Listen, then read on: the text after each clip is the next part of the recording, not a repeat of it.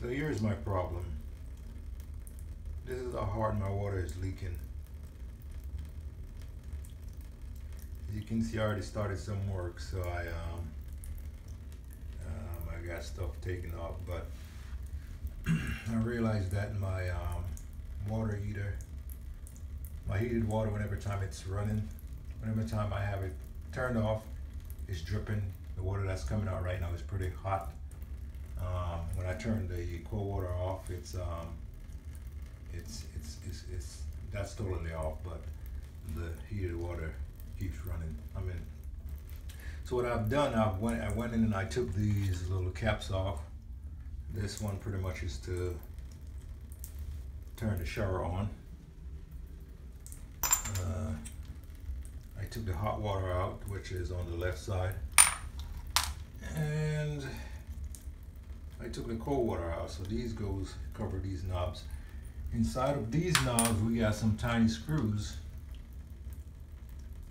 that holds these together. So I've already gone and take those off, so all I gotta do now is pop this off. I'll do the same thing for the center, because it's been a while since these have been changed, so I'm just gonna go ahead and change all three and take this off. So the next step now for me to be able to access everything is for me to unscrew. These are pretty easy. Unscrew them and pop them out. I'm going to be replacing all this.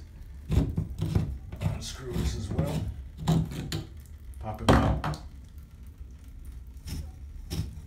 Unscrew this one as well and pop them out.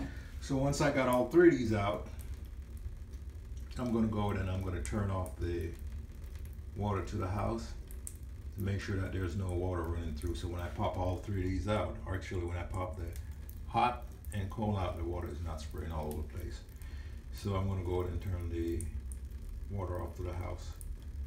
If you don't have a shut-off valve in your house, you got to go all the way out to the main water turn-off that comes in from the city.